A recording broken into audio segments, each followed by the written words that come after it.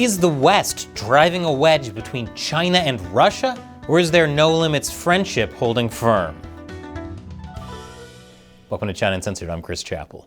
For years, China and Russia have made sure everyone knows that they're the best of friends. They've given each other friendship medals. They've cooked dumplings together. And they're both founding members of BRICS, which looks and sounds a lot like an attempt to replace the US on the world stage. And it smells like sinister. Then, of course, there are all those joint military drills between Beijing and Moscow, which have infringed on Japanese waters and airspace and even approached Alaska. Of course, there's a reason Russia and China want everyone to know that they're besties forever. After all, the enemy of my enemy is my friend. They've both made a lot of enemies, especially with Russia's invasion of Ukraine and China's pending invasion of everywhere else.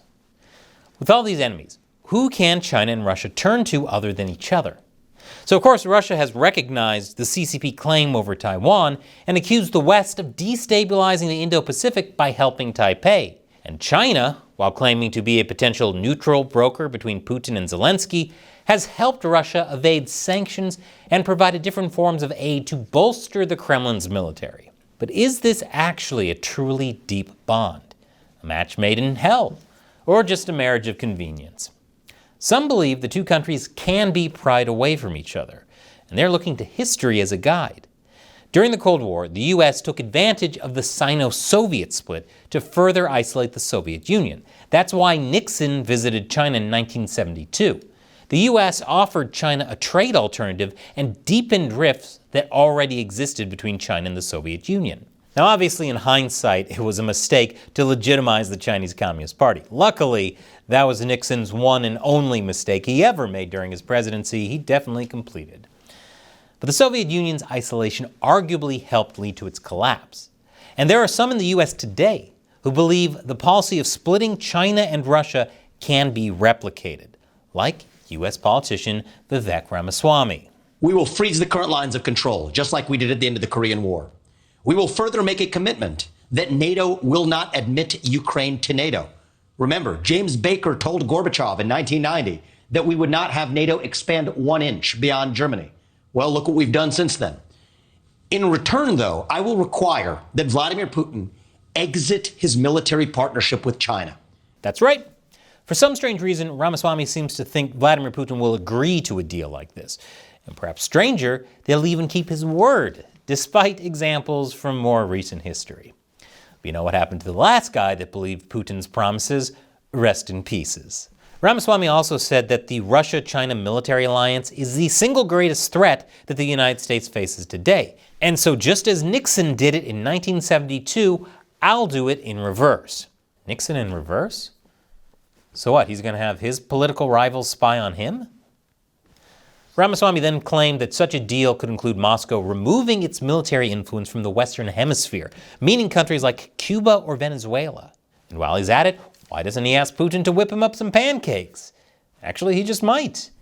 Though I wouldn't eat those. Look, there are rifts in the Russia-China relationship that could be exploited. Chinese banks are increasingly abandoning the Russian market for fear of being targeted by Western sanctions. And now China is also cutting down the amount of coal it imports from Russia, which is maybe the only time I've ever heard China using less coal. The only thing going green in China are its waters from all the toxic sludge. According to a think tank called the Center for Research on Energy and Clean Air, Chinese purchases of Russian coal fell by 21% year over year between January and November, from $13.3 billion to just $10.5 billion. What's interesting is China is actually buying more coal in general, just not from Russia. And even though China is buying less Russian coal, sales to China still make up 45% of all Russia's coal export earnings. In other words, the bear really needs the dragon. And the dragon isn't inclined to help out as much as he once was, probably because it hates being associated with bears. Or maybe it's because Russia has hit China with new trade tariffs. Russian officials recently reclassified certain furniture parts made in China in order to make them subject to a 55% duty. That's more than duties on many European imports. Duty. So the enemy of my enemy is my friend I treat worse than my enemy. Sounds like a great recipe to have only enemies. As you can see, not everything is all hunky-dory between China and Russia. So are the no-limits partners going to break up? Probably not. The most toxic couples always are the ones that stick together the longest. Hey, if the West could somehow break up the no-limits partnership, it means a win for the West and a big loss for Russia and China. Obviously, neither Xi nor Putin would want this. So the enemy of my enemy is my friend, who I treat worse than my enemy, but is still the only defense I have from my other enemies, so we pretend to be friends. For now. I don't know why people think geopolitics is convoluted and confusing. Despite the dumpling photo ops, there are a bunch of historical and geographic reasons for the two countries to distrust each other. I'm not going to go into that here because it would take an entire episode. But some of the recent reporting about a split between China and Russia is overblown. Like the news of China's reduction in coal imports from Russia. Turns out it's not personal. In 2024, Russia's coal sector took a big hit in general, partly due to a decrease in overall Russian coal exports globally. Russia's coal sector also faces rising production costs just as the price of coal is falling. There are also logistical problems going on. In other words, surprise, surprise, Russia is incompetent, so China needs to look elsewhere to meet its coal needs.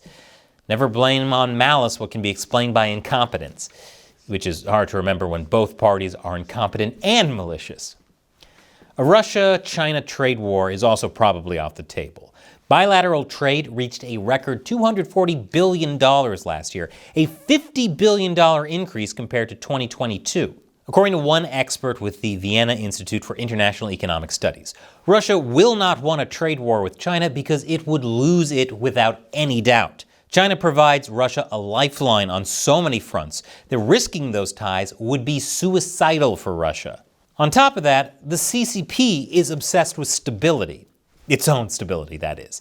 And pursuing economic warfare with Russia, when China's economy is tanking, is anything but stable.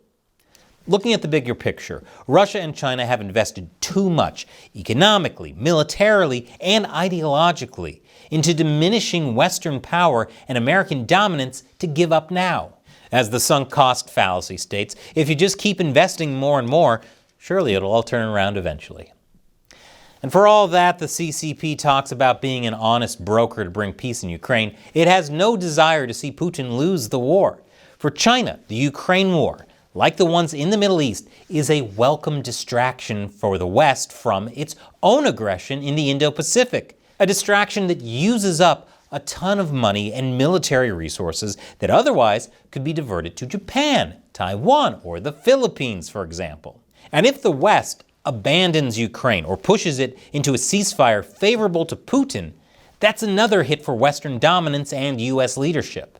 And that's a huge win for Russia and China. The bottom line is that these two countries share the goal of defeating the West, especially the U.S., to make what they call a multipolar world order. That's not something they're going to give up because of a trade dispute, because it's about their very survival. However, I'm not saying that the U.S. shouldn't try to split Russia and China. From a political warfare perspective, it actually makes a lot of sense to deepen the mistrust between China and Russia. That would make it harder for them to work together against the U.S.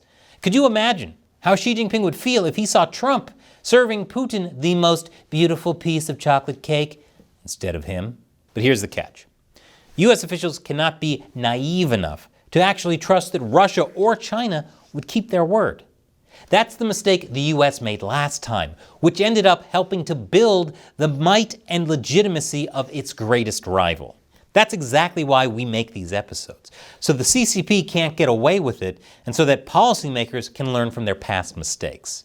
This free episode would not have been possible without support from fans like you who want to help keep China uncensored. Head over to ChinaUncensored.tv to join our exclusive community with episodes you won't see here on YouTube. And have you ever considered that Xi Jinping may be a narcissist? Find out how to deal with those kind of people in the latest episode of my new show, Deep Thoughts While Gaming, about narcissists and the monsters in a quiet place. Once again, I'm Chris Chappell. See you next time.